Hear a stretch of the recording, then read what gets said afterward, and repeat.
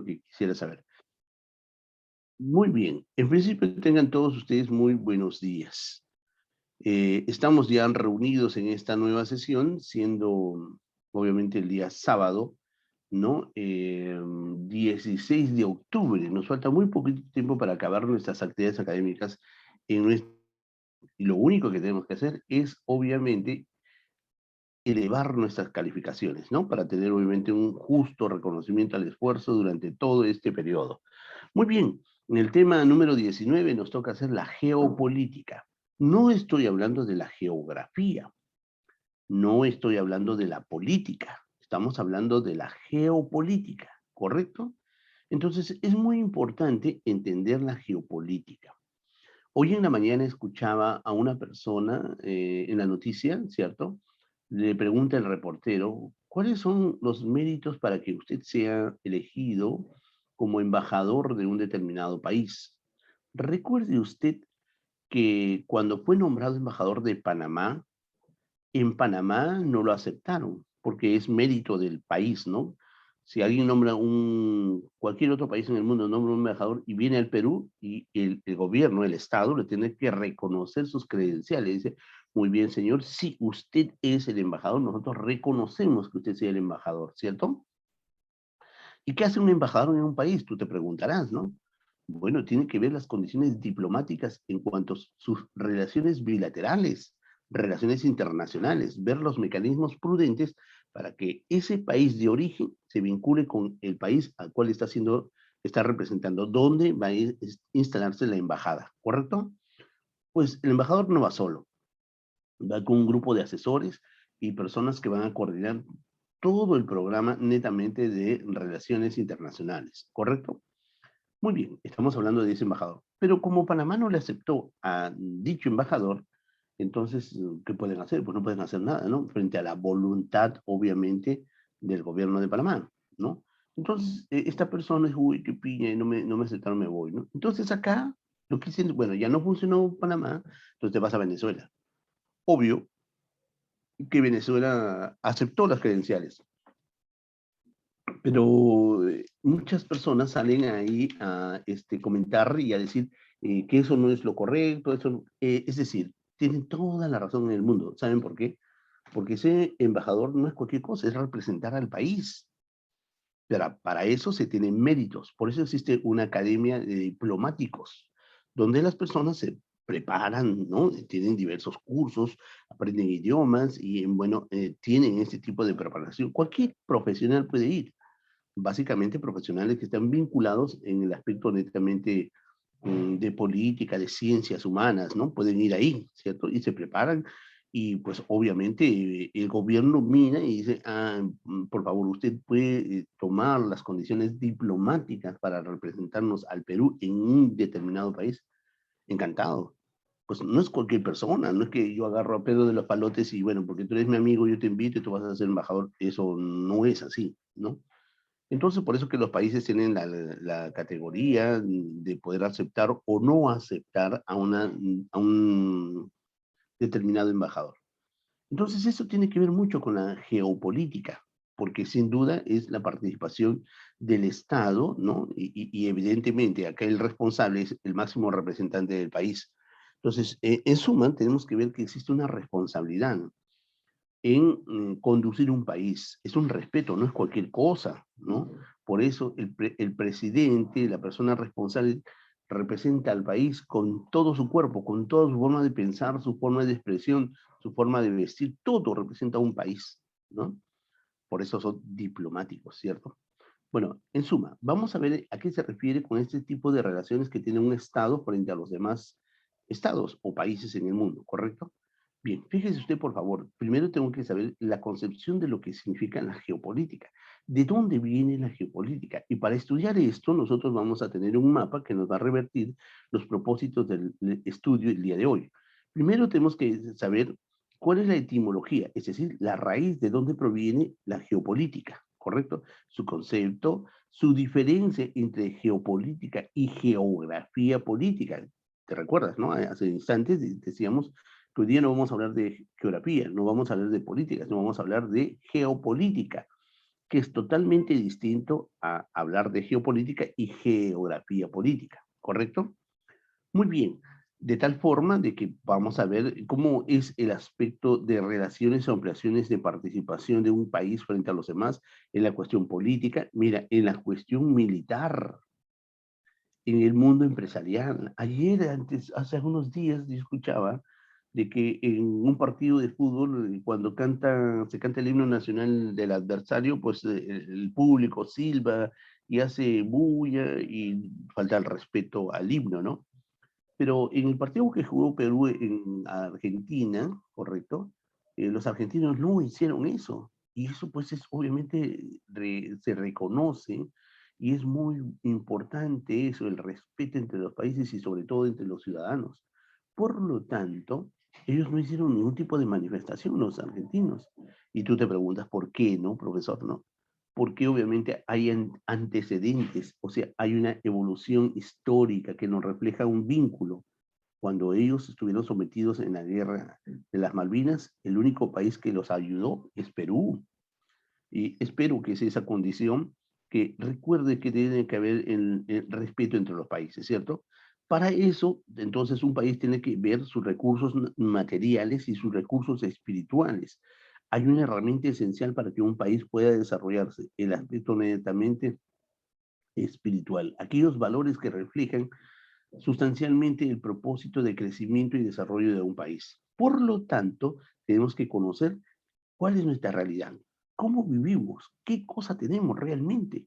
Si toda la vida nos vamos a quejar o vamos a hacer algo por nuestro país, tenemos potencial para poder crecer, obvio, ¿no? Sabemos que el Perú tiene pues una exquisitez en recursos y el Estado participa en el aprovechamiento de nuestros recursos y la manifestación de distribuir apropiadamente lo que se obtiene por la explotación de nuestros recursos. ¿Cuáles son las medidas, cuáles son las políticas de planteamiento del Estado? O sea, tú sabes que el Estado es intangible, ¿no? Entonces ahí el Estado está representado por el gobierno de turno. O sea, un gobierno viene simplemente a hacer demagogia, aprovecharse de los recursos, hacer politiquería en lugar de política, ¿correcto? Momentáneamente. ¿Por qué no nos preguntamos antes de elegir a nuestro candidato cuáles son sus proyectos de acá a 5 años? Terminado su gobierno, ¿qué vamos a tener, no? Debería ser, ¿no? Debería ser obviamente una opción prudente para tomar una mejor decisión nosotros, que al terminar su periodo ya tenemos resultados. Y si no tenemos resultados, pues evidentemente existen cuestionamientos legales que puedan justificar o de repente sancionar a ese gobierno porque nos hace perder dinero a todos, ¿no? Porque ese embajador que va ahí, ¿quién cree que le paga el sueldo? ¿El presidente? No. ¿Los ministros? No. El Estado. El embajador va con su cocinera, con su chofer, con todos, y todo eso en su cargado militar, y todo se lo paga el Estado, o sea, el pueblo, o sea, tú y yo, y todos los peruanos que trabajamos duramente. Entonces, eso es importante, ¿se da cuenta? Ahora, tenemos que saber la importancia de la actitud de la geopolítica, cuáles son los objetivos en el caso del Perú, y ver cuáles son, ¿no? Mira, las partes del Estado importantes, ¿no? Y acá está un compromiso de elementos sustanciales que permiten el desarrollo de la geopolítica en el país. Ok, ok, profesor. Entonces vamos a estudiar. Fíjate tú, estos elementos que están acá, es decir, los recursos materiales e espirituales, esta realidad, el conocimiento de nuestra realidad, es también la justificación de encontrar los elementos del Estado, ¿correcto? Bien, empecemos entonces. Vamos a empezar por el comienzo. A ver, la geopolítica proviene de dos voces griegas, geo, o gea, que significa tierra, y politike es política, ¿cierto? Entonces, fíjate tú, existe un personaje muy importante y sobre todo los alemanes que han contribuido al concepto de la geopolítica, evidentemente porque la intención de Alemania era expandirse por todo el mundo, reflejando que eran obviamente un estado de gran desarrollo y tenía una raza muy pura, ¿no? Y que eran los únicos posibles de poder llevar a un determinado país al crecimiento oportuno. No existía otro, ¿no? Entonces, un absolutismo ideológico. Sin embargo, aparece obviamente este señor que fue el primero en utilizar la geopolítica. Él es un sueco, un profesor de ciencias políticas. Estoy hablando de Rodolf Kjem, ¿correcto? Él obviamente es considerado el padre de la geopolítica, el padre de la geopolítica. Pero este padre de la geopolítica nos hace revertir sus conocimientos en una obra importante, el Estado como un organismo viviente. No es inerte, no, es un Estado con vida, ¿ves? Es un organismo viviente. Por lo tanto, tenemos que considerarlo así, un Estado dinámico, activo, ¿no? Y que va a proyectar, obviamente, para los intereses del Estado y para los intereses de la población, elementos necesarios para que pueda mejorar, ¿no? Fíjate tú, Alemania estuvo en la guerra, ¿cierto? Pues básicamente provocó la Primera Guerra Mundial, ¿cierto? Y tú lo sabes. Terminó la Primera Guerra Mundial. ¿Quién perdió? Alemania. Y ahí vino el Tratado de Versalles, ¿no? Dijeron, oye, ¿sabes qué, Alemania? Tú has perjudicado a muchos países, así que tú te vas a pagar la indemnización. Alemania tuvo que firmar el Tratado de Versalles, ¿no? Dicho sea de paso, es decirle que estos postulados fue escrito por John Maynard Keynes, ¿no? Y él decía, yo escribo esto a sugerencia de ustedes, pero ¿sabe qué? Alemania no va a poder cumplir esto. Él lo había advertido. Y efectivamente, ¿no? Como líder increíble estaba Adolfo Hitler y dijo, no, no vamos a pagar eso. Y empezó la Segunda Guerra, ¿cierto? Muchos países fueron involucrados, muchos países perdieron mucha gente, su infraestructura estaba desabastecida. No había hospitales, no había fábricas, no había nada de nada, no había ni agua, la luz, todo se recortó, porque los bombardeos no respetan nada, ¿no? Y entonces Alemania perdió. 2 guerras mundiales Alemania. Yo te hago una pregunta. ¿Tú ahorita ves a Alemania empobrecida? Alemania es una potencia, ¿sí o no? Ah, es más, tú puedes ir a estudiar, a vivir a Alemania. Te dan una oportunidad. Y Dios mío, a nivel de muchos países europeos, como tú conoces, la parte occidental de Europa son países totalmente desarrollados que tienen otra calidad de vida para las personas. Mira, el Perú no participa en ninguna guerra mundial, me refiero, ¿no? Sin embargo, no estamos a ese nivel o mejor que ese nivel, ¿no? Entonces, ¿qué pasó? Es ver al Estado como un organismo netamente viviente, participativo en los objetivos que se traza. Por eso te digo, una proyección a futuro. No es una proyección de momentáneamente. No es porque se me dio la gana o yo tengo el interés o que mi partido. Eso no es cierto, ¿no? Entonces, espero, pues, obviamente, que este enfoque permita a nosotros tener un poquito más de conocimiento al respecto, ¿ok? Habíamos dicho personajes importantes que participaron. Por ejemplo, Fredrik Raxel, ¿no? Fredrik Raxel, alemán, que escribe las 7 leyes del crecimiento de los estados, porque pretendía ver justamente esta concepción de la geopolítica. El estado es un elemento que va a crecer sustancialmente. Habría que ver cómo crece estos elementos del estado. Decía Fredrik Raxel, ¿no? Muy bien. Considerado también uno de los padres de la geografía moderna, ¿cierto? Luego viene Karl Hansonberg, ¿no? Que es obviamente que aplicó la teoría de Mackinder, o sea, la nueva orden de Alemania. Y acá está Mackinder, ¿no? Halford Mackinder, correcto. Él aplica esta teoría. Y pues nace la concepción y aparece Rudolf Kjem, que obviamente utiliza esta terminología con el propósito de marcar una nueva concepción, ¿no? Para entender la participación del Estado y de los estados, ¿ok? Finalmente aparece el señor Hartford, ¿no? Mackinder, y haciendo entender que el Estado como un organismo vivo, correcto. Escrito obviamente por la obra de Rudolf Kjem, ¿no? Muy bien, considerado el padre de la geopolítica. ¿Ok? Ya sabemos estos, obviamente, personajes importantes. El padre de la geografía, el Rudolf Kjem, ¿correcto? Ya está. Digamos, de la geopolítica, ¿no? Ok. Profesor, entonces, ¿cuál es la diferencia que usted estaba estimando entre lo que significa la geopolítica y la geografía política? Es diferente, es diferente. Geopolítica estudia al espacio geográfico en su relación con el Estado, ¿correcto? en su relación. Tú sabes que el espacio geográfico es el lugar donde el hombre vive y se desarrolla, ¿cierto? Por lo tanto, el Estado está muy vinculado. Aquí existen instituciones que de alguna manera van a ver y van a hacer una vida política, una vida activa. Nosotros en este lugar, en ese espacio, tenemos una participación como personas y el Estado debe garantizar nuestra participación. Esa es la geopolítica, la relación que existe en el medio, en el espacio geográfico y el Estado, ¿no? Muy bien, pero en la geografía política no es así. Estudia a los estados y sus relaciones actuales, ¿sí? Los estados y sus relaciones actuales. ¿Cuál es la relación que nos vincula con Argentina? ¿Cuál es la relación que nos vincula con Chile? No siempre fue así.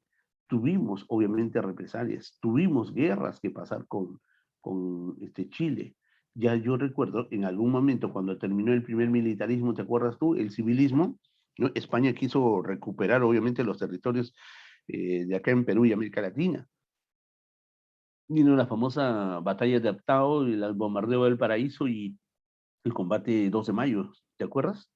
Entonces ya venía, ¿no? Intencionado de España, decía, no, yo voy a recuperar esos terrenos porque en el Perú se explotaba, pues, obviamente el guano, ¿no? Y se vendía en todo el mundo. El Perú tenía mucho dinero con el guano. Entonces España dijo, ahí está la riqueza. En lugar de llevarme el oro, me llevo, pues, el guano, ¿no? Y se habían ido a las islas de Ica, a las islas, guaneras.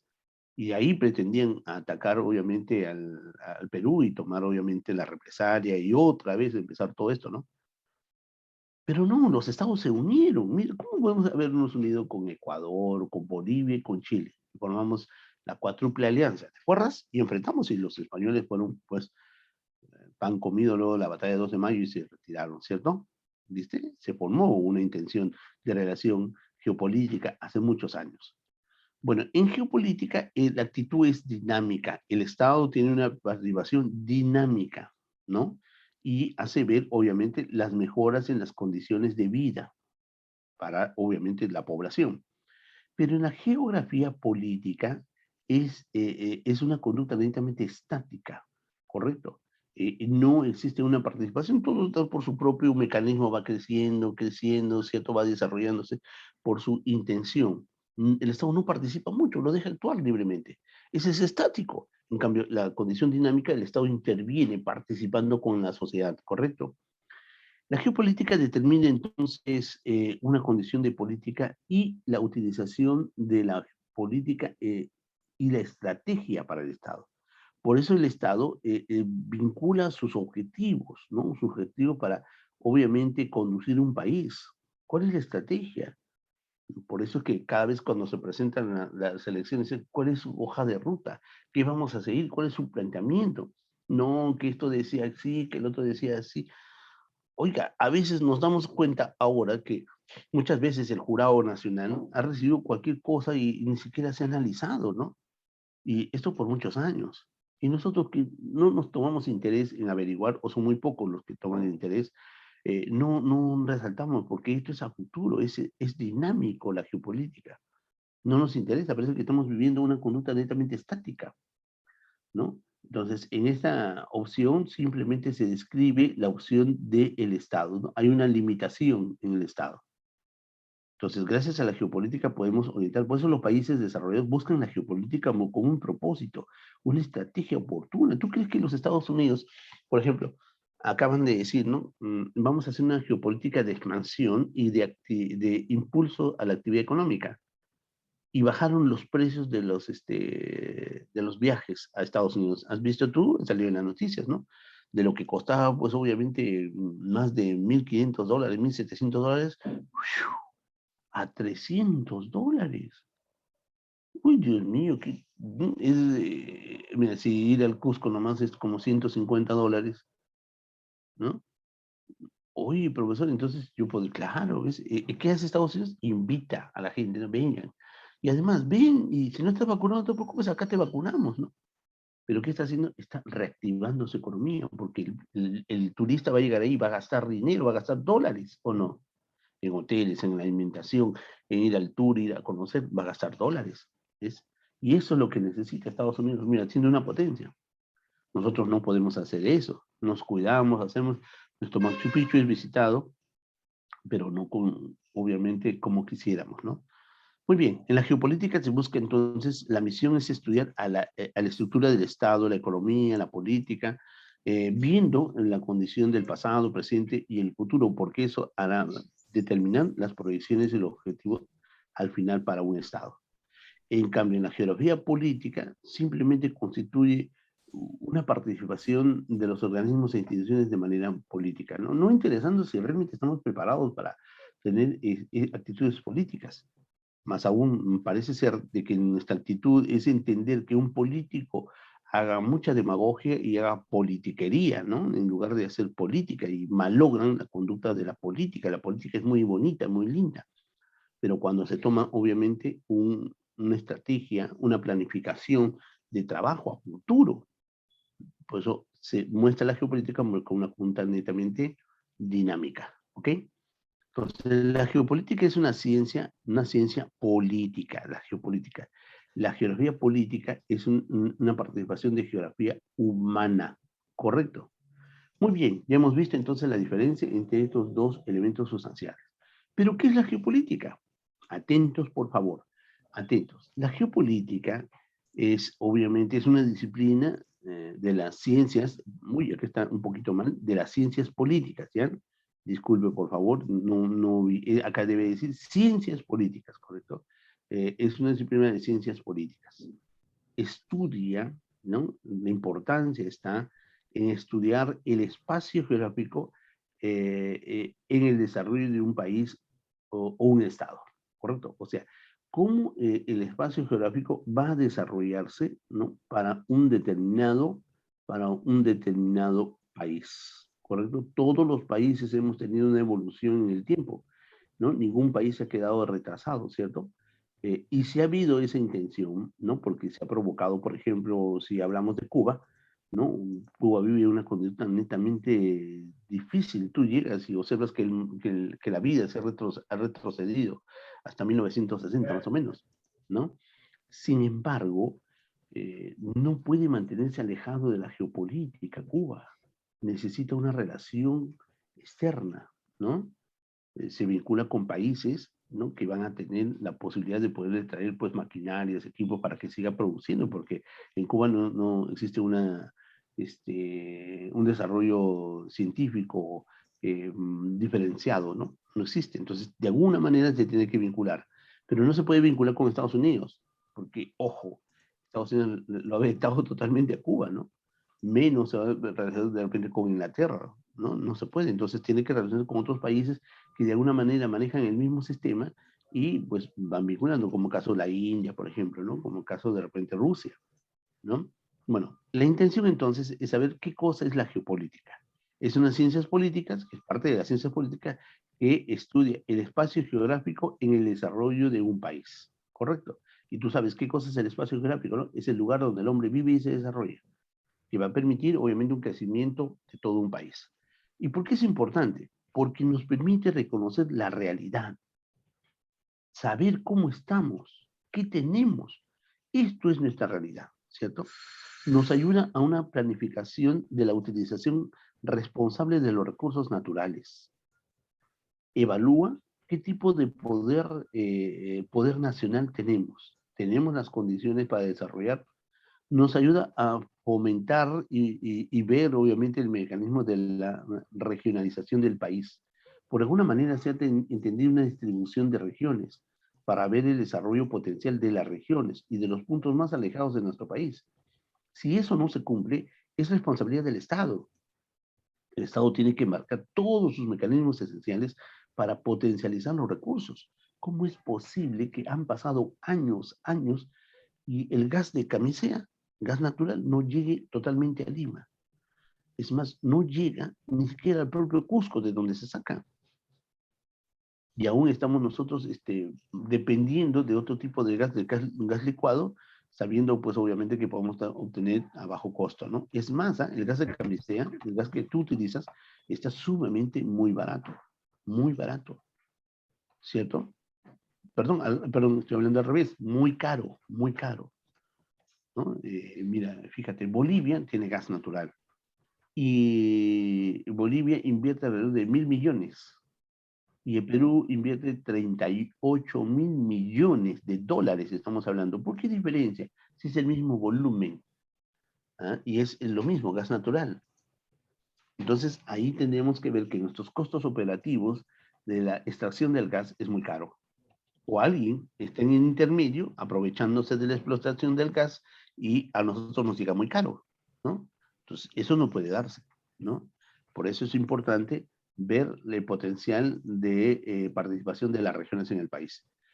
Preside futuros conflictos internos y externos, obviamente, ¿no? Nadie quisiera tener un conflicto interno, por ejemplo, el resurgimiento de las guerrillas, el resurgimiento del terrorismo, eso malogra las intenciones del Estado, ¿no? Ojo, estoy hablando de Estado, no estoy hablando de gobierno, es otra cosa, ¿cierto? Y obviamente las relaciones internacionales tienen que merecer, por eso que los embajadores representan al Perú para mantener esas relaciones diplomáticas oportunas, buscando mecanismos de desarrollo económico, comercial, ¿no? Que vincule el propósito de crecimiento entre ambos países o el grupo de países, ¿no? Orienta a los gobernantes a la elaboración de planes de política internacional. Eso es justamente lo que te pretendía decir, ¿no? Viendo este aspecto, entonces, un presidente llega y dice, mira, tenemos esta participación con los demás países. Entonces, yo tengo que vincularme con los demás, yo tengo que adaptarme a ese mecanismo y hacer, obviamente, potencializar los recursos que yo tengo en el país. Vamos a vender esto, vamos a buscar nuevos mercados, vamos a participar. Porque ¿cómo yo como presidente puedo restringir eso, cierto? No se puede. Estaría yendo contra todo el mundo. Bueno, el mundo está globalizado y el mundo está netamente capitalizado. Entonces, necesitamos vincularnos. Si yo como presidente digo, no, no voy a permitir ninguna relación con los americanos, con los ingleses, ¿no? Hago mal, porque, ¿sabes qué? En la poca industria que tenemos nosotros, la industria todavía en desarrollo, ¿no? Necesita materia prima importada. ¿Sí o no? ¿Y cómo haríamos si no nos ven? Miren nomás. Decimos hace poco que el precio del pollo sube, ¿no? ¿Y por qué sube? Porque el alimento del pollo se trae del extranjero y eso es en dólares, ¿no? Y, bueno, aparte de la especulación, porque no había ninguna razón. Entonces, o sea, dependemos de la materia prima del alimento del pollo, por eso se encarece, ¿no? Estamos mal, pues, y si nos rompemos los palitos con ese país, ya no llega la comida para el pollo, y el pollo va a costar como el oro, o en suma, no hay pollo, ¿cierto? ¿Te das cuenta? El mínimo ejemplo, ¿no? Pero por eso es que debemos impulsar nuestro potencial. ¿Qué tenemos y qué podemos aprovechar para dejar de depender de otros países? ¿Ok? Eso es lo que nos invita al conocimiento de la geopolítica. Bueno, ahora escuche usted, los elementos del estado de la geopolítica. Esto es muy fácil de aprender, ¿eh? Yo lo he puesto acá de esta manera para que se entienda rápido. ¿Ya? Mire, fíjese, primero hemos dicho que debemos aprender nuestra realidad, ¿no? Nuestra realidad. Ojo, esta es la primera parte de los elementos, desde el punto de vista geopolítico, elementos del Estado desde el punto de vista geopolítico. Más tarde vamos a ver la otra forma. Mira, o sea, me refiero a esto, a ver si recordamos un poquito, por favor, acá, ¿ves? ¿Sí? Estamos desarrollando esto, que tiene mucha vinculación con las partes del Estado, ¿correcto? Que es casi lo mismo, porque va reflejado en los elementos del Estado, ¿correcto? Primero Lo voy vamos a a hacer hallar en esto. clase. Perdón, por favor, apagamos el micro, sí, gracias. Ok, esto es lo que tenemos, ¿no? Los elementos del Estado, ¿cierto? Primero entonces, como primer elemento es la realidad nacional. ¿Conocemos realmente la realidad del país? ¿Conocemos qué cosa está sucediendo en nuestro país en el aspecto político, económico, social? ¿Sabemos cómo es nuestro territorio? ¿Sabemos cuáles son los límites del territorio? ¿Cómo anda nuestra población? ¿Qué nivel o qué tipo de población se enmarca más en nuestro país? ¿Hay más niños, más adultos? ¿No? Estamos hablando de una epidemia. Estamos hablando de revertir los contagios, pero necesitamos más. Se acabaron obviamente las vacunas y ahora están vacunando con otro tipo de vacunas, ¿no? Entonces, ¿quién tiene la responsabilidad ahí? Es el Estado, porque el Estado negocia. Nosotros quisiéramos, pues, utilizarlo mejor, pero no depende de nosotros, ¿no? Aunque podemos hacer mucho. Pero esos son negocios, ¿no? Sabemos de las actividades económicas, qué actividades económicas se están desarrollando. Tú sabes, la pesca, la agricultura, la minería, eso es el conocimiento de nuestra realidad. Conocemos de nuestros recursos, tenemos minerales que vendemos al mundo entero. Estamos dentro de los 6 países más destacados de explotación minera en el mundo. Somos el primer país en el mundo en explotación de oro, ¿cierto? Conocemos la estructura del Estado, cómo andan los poderes del Estado, cuál es el nivel de desarrollo, cómo andan nuestras instituciones tutelares, ¿cierto? ¿Qué problemas en las regiones tenemos? ¿Hay problemas? Sí, sabemos, ¿no? Esa es nuestra realidad. Las minas están produciendo, no producen, ¿qué está pasando, no? Tenemos el país más rico del mundo en riqueza marina y aprovechamos de esa riqueza. Entonces, ¿qué tenemos solamente de nombre? ¿Qué pasó, no? ¿Les da cuenta? Eso es conocer nuestra realidad, ¿ok? ¿Cuál es nuestro nivel de educación? ¿Cuál es nuestro propósito? Es decir, la universidad es libre para todos y en el momento del hecho no puede, no conocemos la realidad, no nos podemos mandar a la piscina si no sabemos si tiene agua o no, ¿cierto? Entonces tenemos que aprender ese propósito, tenemos que saber cómo anda nuestro país, cómo es la realidad en que vivimos. Ahora, si ya conocemos nuestra realidad, debemos pensar nosotros. Tenemos el potencial, el poder nacional, ¿cierto? ¿Sí? Perdón, antes de pasar esto, ya conocemos nuestra realidad, es este detalle, ¿sí? Ya está. Ahora, ¿cuál es el potencial que tenemos? Si conocemos nuestra realidad, ¿cuál es el potencial que tenemos? ¿Qué cosa es el potencial? Son los recursos que dispone el Estado. Los recursos materiales, la población, los recursos animales, vegetales, minerales, y los recursos espirituales. ¿Qué son los recursos espirituales? Los valores de la población, el patriotismo, la honestidad, la honorabilidad, el respeto, el orden, ¿cierto? Eso es lo que nos va a llevar a saber explotar nuestros recursos. Todos nosotros sabemos que el Perú es muy rico en recursos naturales, eso sabemos. ¿Y qué hacemos para poder aprovechar esos recursos? ¿Por qué otros países se dan cuenta que tenemos tantos recursos y menos nosotros? ¿Y sabe por qué? Porque no le hemos dado valor a nuestra población. Si decimos, la clase empieza a las 8, están llegando a 8:30. Profesor, pero eso es natural. Sí, pues porque eso es nuestra formación de valor. Nadie debe llegar tarde. ¿Por qué? Porque es obviamente, aparte del respeto a las personas, a las demás personas, el respeto a uno mismo. En Japón, en Inglaterra, se llega tarde, es cierto, pero tratan de limitarse. Cuando saben que no van a llegar a la hora, 8 en punto, llaman, ¿no? Disculpe, esto no se presentó esto, por favor, ¿no? Pero no se acostumbran a eso. Las 8, 8 en punto. Si el bus pasa a las 8, es 8 en punto. Yo increíble, yo pensaba de que no, es falso, ¿no? Un minuto más, un minuto. No, es 8 en punto. ¿Ves? Entonces, esa formación nos falta a nosotros. Criticamos mucho a nuestro país y no podemos hacerlo. El Perú es tan rico en su gente. Nos unimos para el fútbol, para otras cosas. Vive el Perú y cantamos llorando. Pero ¿qué hacemos por nuestro país? ¿Mm? Actuamos honestamente. Las personas van a tomar cargos en una institución. ¿Lo hacen honestamente? No, no. ¿Ves?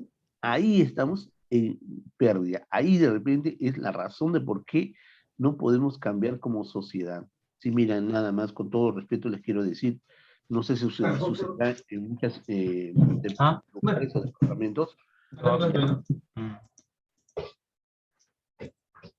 pero le quiero decir lo siguiente. Mire, yo vivo muy cerca de Santa Anita, ¿no? Y a donde yo vivo, al frente hay un jardín central.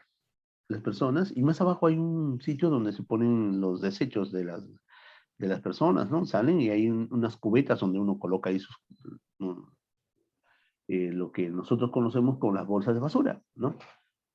Pero mucha gente viene y pone las bolsas en el jardín. Así que yo me compré un megáfono ahí, ¿no? Y los firmo incluso, ¿no? Y digo, oiga, ¿por qué bota la basura ahí? ¿No está viendo ahí el lugar donde se deposita? Oiga, y responden con unas conductas, pero totalmente mal, ¿no? Entonces, eso, por ejemplo, es contrario a los objetivos de una sociedad que quiera desarrollar. No contribuimos. Vamos en el micro y los desperdicios por la ventana, ¿no? Utilizamos algo al piso. Si en lo mínimo, chicos, hay países donde el carro recolector, yo te comenté, ¿no? Pasa a la semana una sola vez y sus calles están limpias.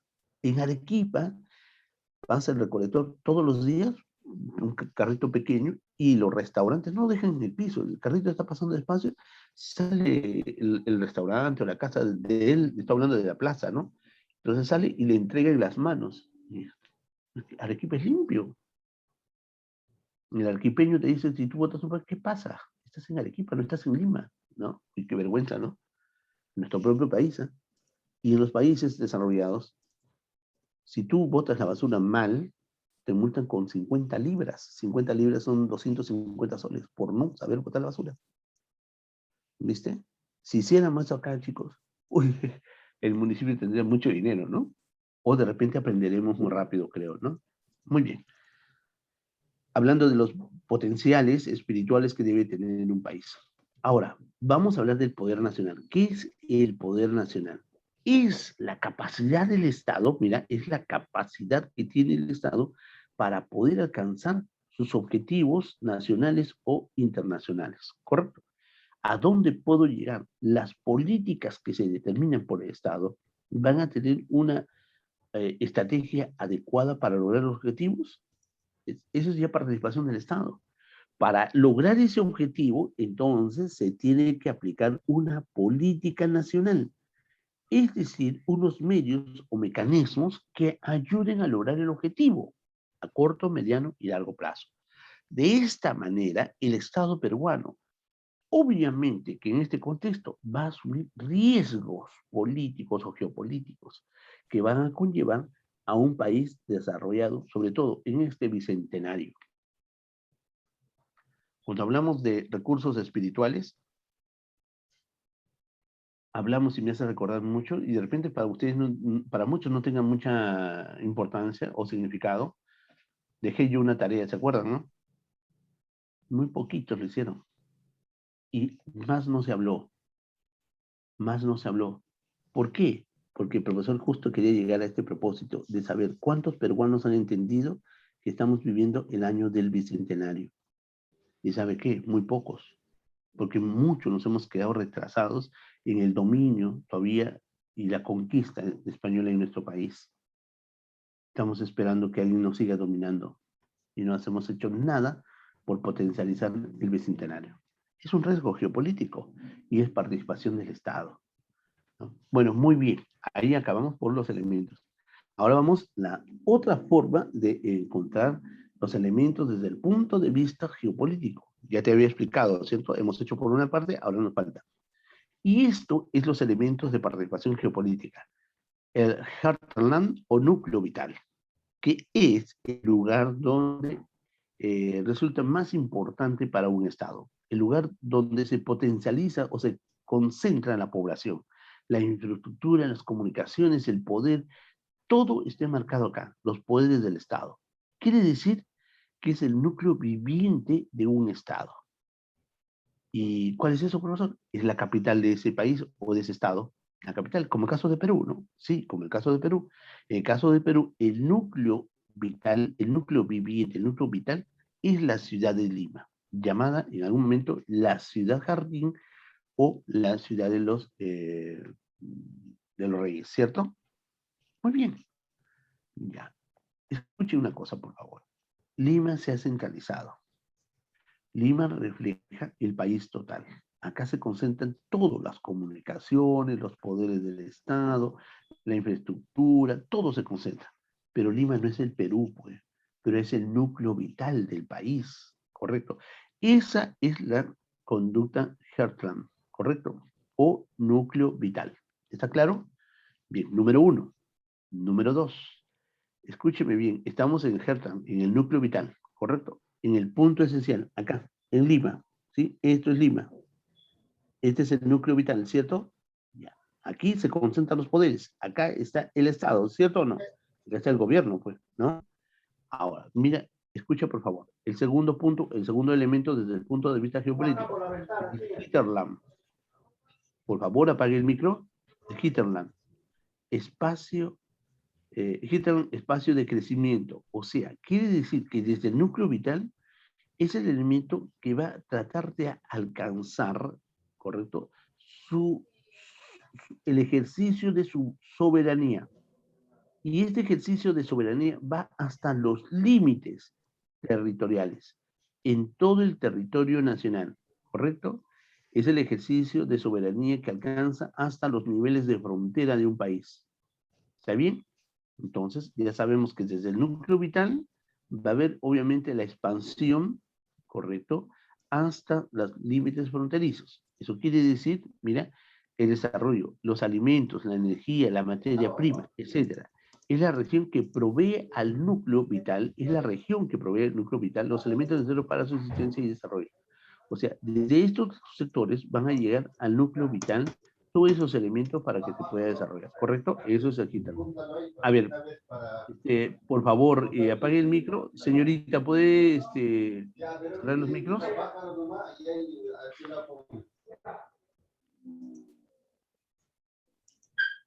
A ver, García. Ya, gracias, gracias, muy amable, gracias. Ya, muy amable, gracias. Ahora sí. Entonces, fíjense, disculpe, a veces no se puede concentrar, ¿no? Bueno, ya estamos en el segundo punto. Ahora vamos acá, al headland o tierras altas. Esto obedece a algo muy importante. Cuando tú te pierdes en un bosque, ¿cómo sales del bosque si estás en el centro? Llamo por teléfono, no hay línea. Estás en el centro del bosque, ¿cómo saldrías?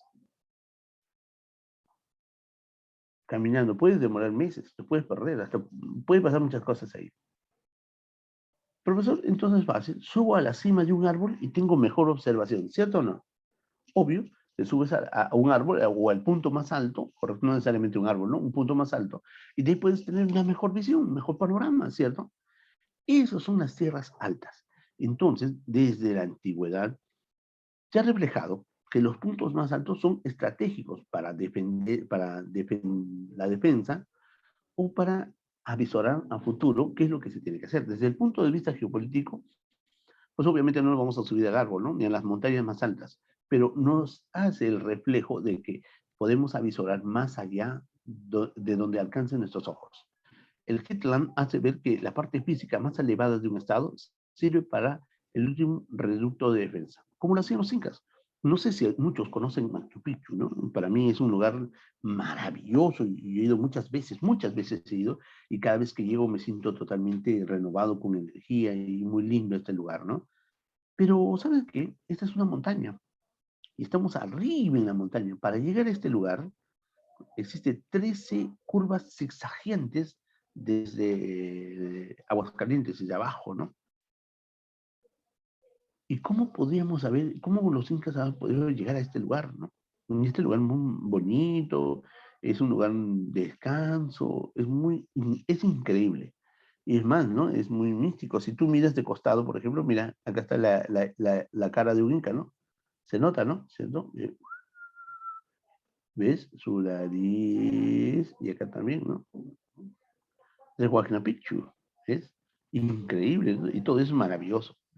Pues esto avisoraban los incas. ¿Por qué habrían construido en la parte más alta, no? Para autodefenderse. Las razones de la existencia no se sabe, pero se dice que el Inca había construido este lugar para la nobleza, para la gente que le acompañaba, ¿no? Pero nadie podía subir, es difícil. Desde acá arriba es un abismo. Acá por la parte posterior es pendiente, ¿no? Y el río, el Urubamba, se ve como una pequeña, un pequeño río, ¿no? Pero muy alto, pues, ¿no? Entonces, es decir, servido de protección. Y justamente hacían referencia a esto, la parte física más elevada del Estado, ¿cierto? Que promovía la defensa. Entonces, en este caso, nosotros tenemos un punto más alto de provecho en nuestro país. Estamos hablando de la famosa cordillera de los Andes, o llamada también la cordillera andina, ¿cierto? Que obviamente esta cordillera, la cordillera andina, recorre 7 países. Empieza en Venezuela, ¿no? Venezuela, Ecuador, Colombia, Perú, Bolivia, Chile, y se extiende hacia la Argentina, ¿no? Entonces, los Andes han constituido, obviamente, el punto más alto, que de alguna manera siempre han constituido un propósito de defensa, mejor avisoramiento desde el punto geopolítico para la provisión de los objetivos, ¿no? En la guerra también, por ejemplo, acá hemos colocado, ¿no?, el general Andrés Avelino Cáceres, cuando obviamente la campaña de la Breña no tenía soldados y vistió a las llamas, ¿no?, con atuendos de los chullos, gorras y armas de madera ahí, ¿no? Y los otros vieron un gran ejército, pero eran animales, ¿no? Entonces se fueron pues del lugar, ¿no? No entraron en batalla, ¿no? Pero fue el último recurso, utilizando este concepto. Muy bien, sigamos a ver. Uy, ¿qué pasó? No funciona. Ah, acá está. Los polos de desarrollo. ¿Qué son los polos de desarrollo? Son obviamente ciudades de gran poder económico industrial, que de alguna manera se ha fortalecido por la soberanía que ejerce el Estado para poder aprovechar, obviamente, el impulso de concentración poblacional y satisfacción a las necesidades. Por ejemplo, acá tenemos la ciudad de Lima, ¿no? El centro de la ciudad. Esto es la Plaza Mayor, ¿no? La Catedral de Lima, tenemos el Palacio de Gobierno, ¿cierto? Y al fondo ves una cruz, ¿cierto? San Cristóbal, ¿no? Esto es un lugar maravilloso. Todo el centro de Lima es un museo viviente, ¿no? Muchas veces hemos ido nosotros y hemos dado la vuelta por ahí, por doquier, pero no nos hemos dado cuenta que todo es una maravilla total, ¿no? Y es muy bonito el centro de Lima, ¿no? Goza de repente mayor seguridad y todo eso. Pero bueno, es una intención de poder conocer un poco más. Pero no es la única ciudad. Existen otras ciudades, por ejemplo, acá está la emblemática Cusco, excelente, está la Catedral, la Compañía de Jesús, ¿no? Cusco es muy bonito, ¿cierto? Bueno, es histórico también, ¿cierto? Acá tenemos Arequipa, que maravilloso, mira su catedral. Esta catedral me parece la más bonita de todas, impresionante, tiene un museo muy bonito. Acá vas a encontrar un cáliz que te digo, a ver, no sé, creo que 1,5 centímetros de ancho, ¿no? Que tiene este cáliz, es de oro puro y piedras preciosas y diamantes. Y al costado hay dos custodios. Nadie puede tomar fotografía, ¿no? Es muy bonito este lugar. Hay una campana inmensa en la parte superior. Por acá está Santa Catalina, ¿no? Muy bonito. Y está el Misti, el volcán más hermoso del Perú. Mira, ahí nomás tú lo ves en la foto, muy bonito, ¿no? Pero el Misti no está solo, está el Chachani y el Pichu Pichu también, ¿no? Y más allá ves las campañas, la parte agrícola de Arequipa, pero ese es el centro, esta es la ciudad de Arequipa, la ciudad blanca de Arequipa, ¿no? Muy bonito ese lugar, ¿cierto? Y acá está Trujillo, obviamente, otra ciudad muy, muy hermosa y muy bonita, ¿cierto? Muy bien, esos son los polos de desarrollo, donde hay concentración industrial y económica. Los medios de comunicación o las vías de comunicación son los medios y las fortalezas que nos invitan a la conexión entre las regiones, los pueblos, las ciudades, y acá donde se transportan los recursos humanos y materiales de un lugar a otro. Utilizamos las vías marinas, las carreteras o las líneas férreas. Algún día esto tendrá Perú, ¿no? Lo tienen los países desarrollados, ¿cierto? Sí, ¿no? Claro que sí, para eso estamos construyendo. Años demorará, pero algún día tendremos, ¿no? Alguna generación disfrutará de, obviamente, estas vías. En muchos países se construyó hace muchos años, aquí en el Perú también, ¿no? Pero no se ha utilizado propiamente. Muy bien. Bueno, vamos a hablar de las fronteras. Acá dice, no, no creo que esté, no se ve, creo, a ver, ok. Acá dice fronteras, ¿no? ¿Cierto? No estamos viendo bien. A ver, acá está, ¿ves? El título de las fronteras. Entonces, ¿qué es una frontera? Mira, la frontera es el contorno que envuelve a un estado. Y para ese contorno se usa hitos. Hitos es un monumento de 1,20 m, donde dice ahí, ¿no? Eh, Acá termina el territorio. O acá empieza Bolivia, acá termina Perú. Dice, un monumento chiquitito, ¿no? Y cada país lo tiene que colocar a lo largo de todo su límite territorial. Pero muchas veces no se puede. ¿Por qué? Porque donde se va a poner hay abismos, hay peligro o no se puede poner. Y entonces ahí funciona una montaña, un río, un lago, ¿no? Eh, una cordillera de repente, ¿no? Que va a permitir, obviamente, un límite natural. Por ejemplo, ¿te acuerdas tú que hablamos de Europa y Asia? los montes Ural, el río Ural, ¿no? Y el mar Caspio, esos son pues aspectos naturales que determinan la frontera. ¿Estamos? Entonces tenemos tres tipos de frontera. El área de frontera, que es obviamente la parte tangible, es decir, donde se va a efectuar la actitud, la presencia de las aduanas, que son oficinas que van a registrar cuando tú ingresas y ¿qué está llevando usted, señor? Allá usted tiene que pagar unos impuestos para pagar, para proteger la industria nacional. No, a ver qué moneda tiene usted, ¿no? ¿Se da cuenta? ¿Necesita cambiar? No, no necesito, pero eso es lo peor, que hay que cambiarlo, ¿no? Yo estuve una vez en Colombia y no me podía comprar una Coca-Cola, imagínate, no podía comprarme una Coca-Cola, yo tenía dólares y no podía comprarme, yo me moría de sed, Dios mío, ¿no? Y no podía comprarme. ¿Por qué? Porque no había utilizado, pues, obviamente, el tipo de cambio adecuado. Cuando uno viaja tiene que cambiar de moneda inmediatamente, ¿no? O antes de viajar es lo mejor, porque estando allá a veces ni existe, ¿no? Muy bien, entonces esas es las áreas de frontera, ¿no? Que están limitadas obviamente al tráfico aéreo y obviamente las líneas que van a permitir la conexión. Uno no puede viajar porque sí a un país, tiene que haber permisos, incluso cuando tú te vas a Bolivia, Venezuela. ¿Y a qué viene este señor? No digas a nadie, yo vengo así por así a buscar trabajo. No, no puedes, no, vengo de turismo, así, ¿sí? A ver, tú sabes que ahí no piden pasaporte, ¿no? Es tu DNI nada más, la comunidad andina. Entonces, y si va a venir de turismo, ¿qué tiempo se queda?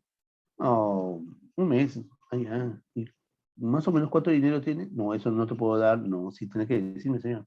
Tengo $200. ¿$200 te va a alcanzar para un mes? No, no, no, señor, usted ya te llevo, investiguen, esas cosas, pues, ¿no? Entonces, siempre están ahí en esa cuestión. Aunque muchas veces no, ¿no? Por respeto incluso, no te dicen nada, pero eh, hay gente que trabaja en inteligencia y sabe y ve, ¿no? Muy bien, región de frontera. Es el espacio fortalecido por la mayor extensión. Suele ser las unidades políticas administrativas, ¿correcto? Entonces, aquí nosotros vamos a ver en la región de frontera lugares donde, por ejemplo, un departamento que va a ser límite con un país, ¿no? Un peligro total, por ejemplo, Loreto y los países, ¿no? Con Colombia, Tumbes con Ecuador, siempre tienen que vincularse esas unidades que se tienen que manejar, obviamente, por las autoridades que van a permitir el ingreso. Por eso existen las oficinas de migraciones. Si yo voy a ir a Bolivia, por ejemplo, yo tuve la oportunidad de ir a Bolivia con unos alumnos, entonces yo, sí, profe, ya vamos por acá, sí, vamos. ¿Pasamos? No, no puede pasar, hay que ir a migraciones, hay que explicar por qué estamos saliendo, ¿no? Y ellos agarran, y te sellan el documento, van, y Bolivia igualito, ¿a qué viene usted, señor? No, vengo a almorzar ahí. ¿Y tienen ustedes permiso? Claro, tenemos permiso. A ver, muestren los papeles. Y tienes que mostrar los papeles. Y permiso internacional, no permiso nacional, ¿no? Esas son políticas que tienen que seguir. ¿Ves? Y esta es la región de frontera, para que te permitan ingresar, ¿no? Bien, la zona de frontera. Ese es un espacio netamente mayor donde existen ya zonas urbanas, en la cual van a tener un nexo de una conducción geopolítica, ¿no? Hay una línea de frontera, por ejemplo, entre Ecuador y Perú existe una frontera natural que se llama la Correa del Cóndor. Ahí no se puede colocar hitos, pero se determina. Y los ecuatorianos siempre van por ahí porque explotan en la cordillera, porque ahí hay oro, reserva de oro, entonces explotan. Pero es un lugar inaccesible, chicos. Por ahí hubo también la guerra, pues, ¿no? Entre Perú y Ecuador, ¿no? Pero son zonas de frontera que se tienen que vincular. Por eso se envían ejércitos, por eso en Tumbes también existe la zona de frontera donde está la policía, está el ejército, que tiene que ver por qué las personas están pasando, ¿no? Y tiene que haber un límite y la razón por qué pasa, no porque hay libre tránsito van a pasar así, por eso se limita, ¿no? Eso puede traer problemas y consecuencias al final, ¿ok? Bien, acá están las fronteras y acá hemos colocado, ¿no? Para determinar el Perú cómo era, ya hemos hablado de esto, cómo ha perdido mucho terreno y en el gobierno de Leguía se estableció mucha concentración de manifestación de nuestra línea fronteriza. Y esos tratados que se firmaron con muchos países, pues involucraron ciertos cambios en nuestra conducta de fronteras, ¿no? Por ejemplo, con Ecuador ya tenemos el protocolo de Río de Janeiro en 1942 en la guerra, y luego el acta de presencia, el acta de Brasilia en 1998, que también hubo una guerra, ¿no? Con Colombia tenemos el Tratado Salomón Lozano, ¿no? Con Brasil tenemos el acuerdo fluvio naval por el cual el Perú puede navegar por el río Amazonas, ¿cierto? Con Bolivia también hemos hecho el tratado de Osma Villazón en 1962. Polo Sánchez y obviamente determina el límite fronterizo con Bolivia, ¿no? Y acá está el río Suches. El río Suches es el límite natural entre Perú y Bolivia, con Chile, ¿no? Creo que hemos hecho también este cuadro. Está fijado obviamente en nuestros límites, ¿no? Tratados con nuestros vecinos países para determinar nuestra línea de frontera, ¿ok? Bien, las escuelas geopolíticas son varias. Acá hemos resumido específicamente en lo más importante. Por ejemplo, la escuela argentina determina obviamente en el desarrollo y el protagonismo en la Patagonia, ¿cierto? En la olla hidrográfica del Río de la Plata determinar obviamente su participación. Eso es la intención, ¿no? Y obviamente tienen los dominios de la parte de la Patagonia argentina.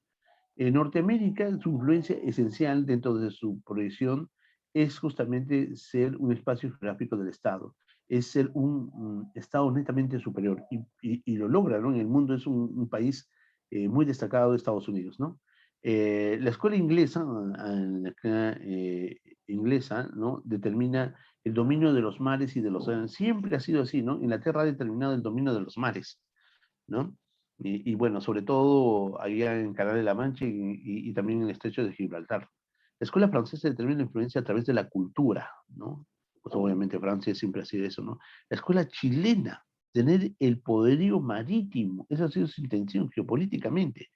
Y también la conciencia de la montaña. Chile no tiene mucha manifestación montañosa como lo tiene Perú o como lo tiene Argentina.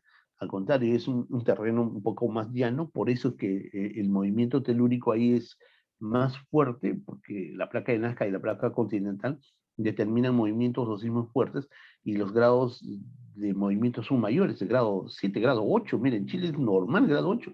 Si eso ocurriera en el Perú, Dios mío, ¿no? Estaríamos muy asustados de repente, ¿no? Bien, en Japón es una isla, el dragón asiático, domina el mundo a través de la tecnología. Esta es la esencia de la escuela japonesa. La escuela brasileña es ser líder en Sudamérica, ¿no? Esas son las intenciones. La escuela de China, un potencial asiático, recuperar Taiwán, porque Taiwán se ha determinado como una independencia, y no, la ONU ha determinado que Taiwán es dependencia de China, porque Taiwán es la isla más grande de China, ¿no? Pero luego de la guerra civil, pues obviamente se determinó la división entre el Partido Comunista y el Partido Nacionalista, ¿no? Y Taiwán como isla parece un Estado en el mundo, tiene su propio ejército, su propia moneda, su propia política, tiene todo, su propia industria, ¿no? Pero no es reconocido como Estado por la ONU y por el mundo entero. Hay algunos países que lo reconocen, pero no todos, ¿no? Habrás visto en el libro de repente, tal vez dice Taiwán, ¿no? Su capital, moneda, pero no es un país, no está reconocido todavía.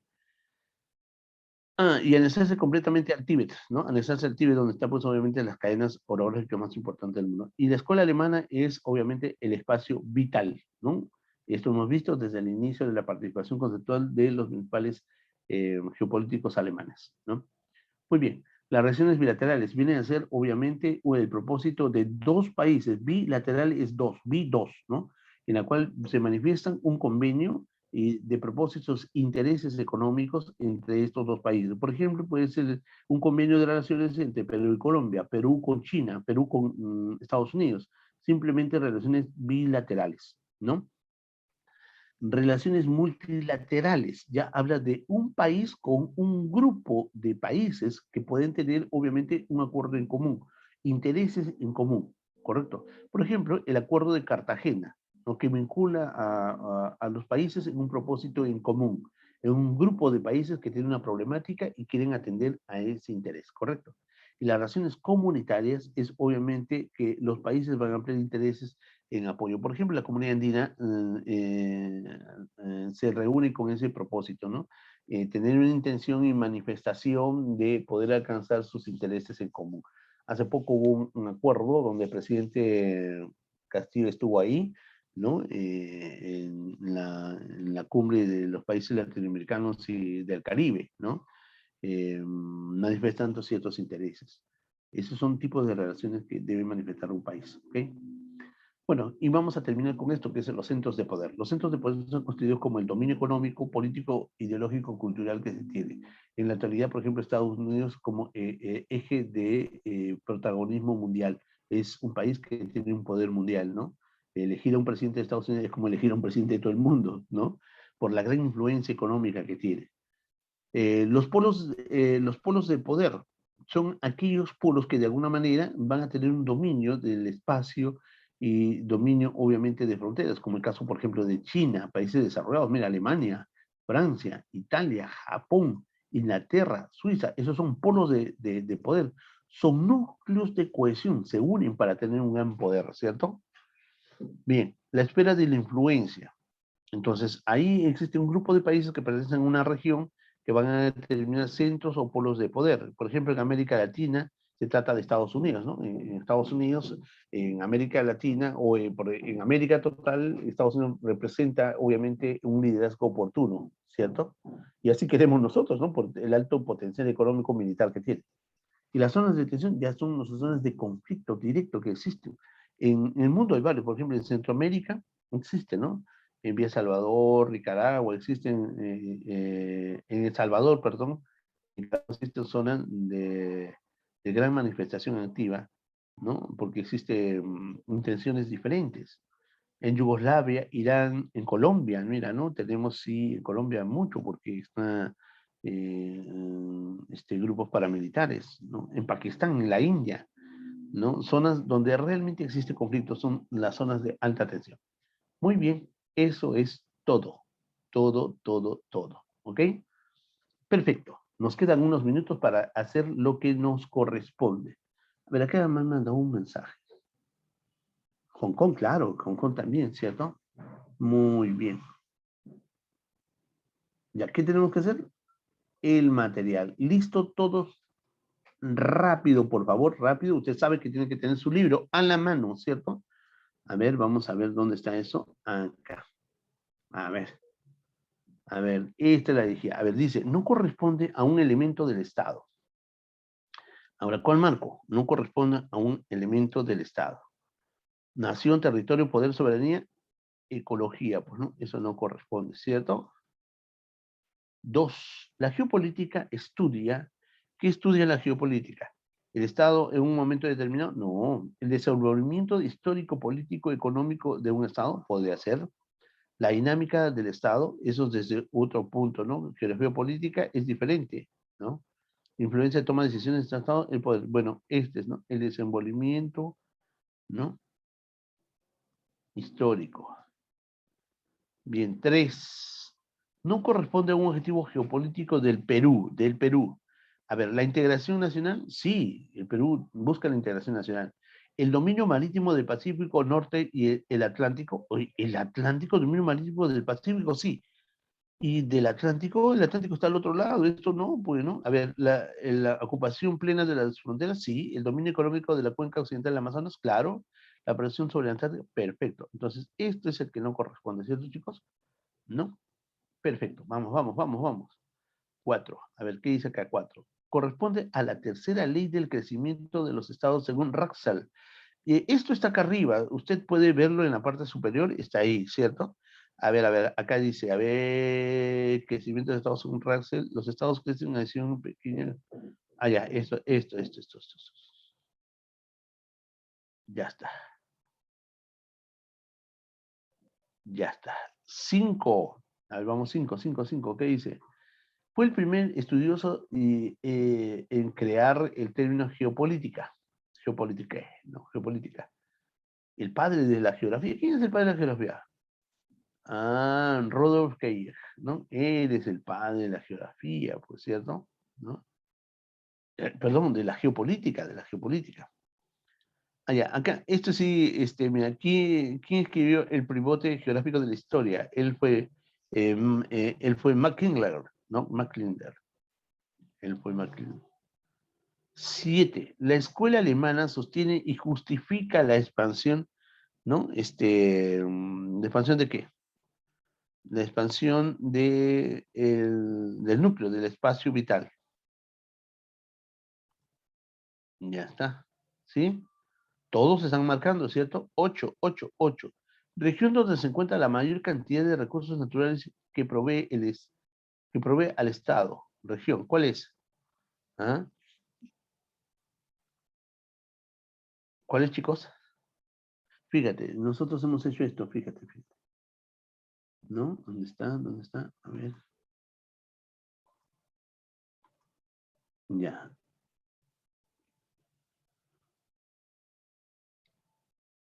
Acá está, ¿ves? ¿Viste? Acá, región que provee al núcleo vital de los elementos necesarios de alimentos. O sea, esta región es el Hitlerland, ¿no? El espacio. Hitlerland, Hitlerland, ¿no? ¿Estamos? Ya está. Entonces, a ver, ahí vamos, ¿no? Da la 4, la 5, Rutherford Cave, ¿no? Entonces, ¿cuál era? Hitlerland, ¿cierto? Ya está. 9. 9 dice, a ver, es parte importantísima del Estado porque permite la transmisión de recursos. Ah, permite la transmisión. ¿Quién permite la transmisión? Las vías de comunicación. Pues, ¿te acuerdas? Hicimos esto, ¿no? Bien, 10. El Tratado de Salomón Lozano fue firmado con Colombia, es decir, en el gobierno. Ah, sí, esto siempre les dije, en el gobierno de Leguía, ¿no? La mayoría de los gobiernos, de los tratados en el gobierno de Leguía.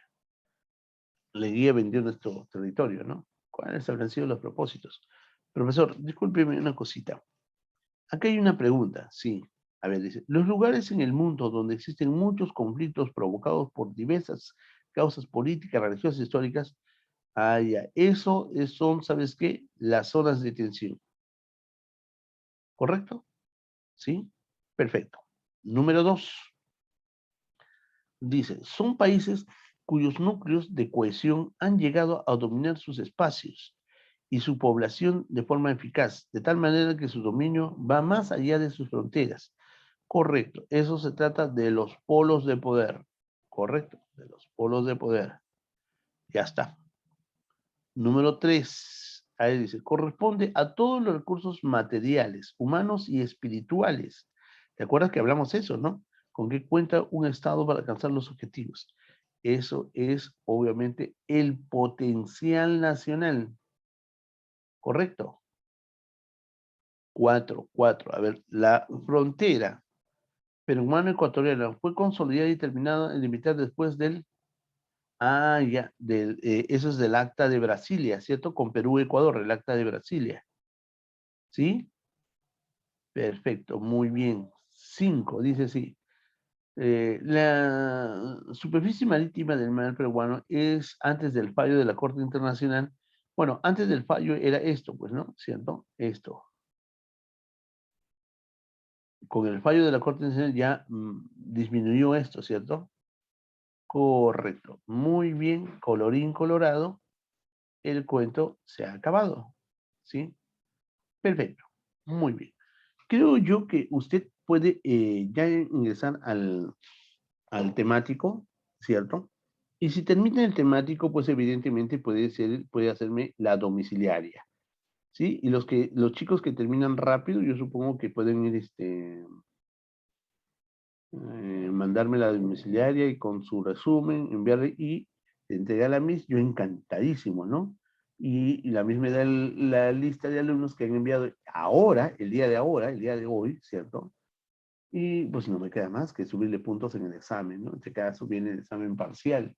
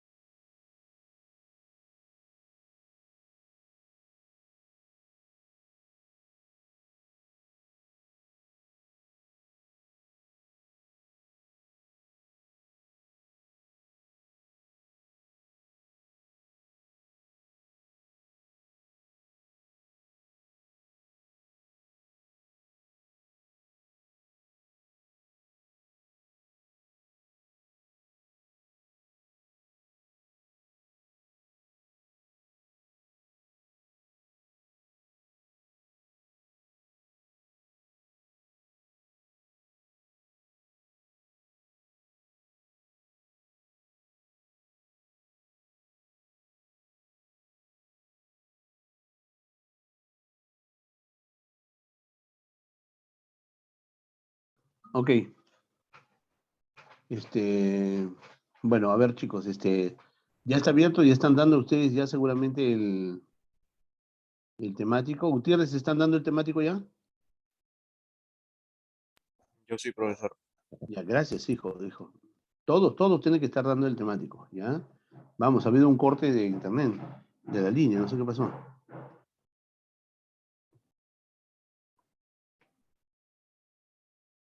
Qué mal servicio tenemos, ¿no? Mientras que en Chile, gratis.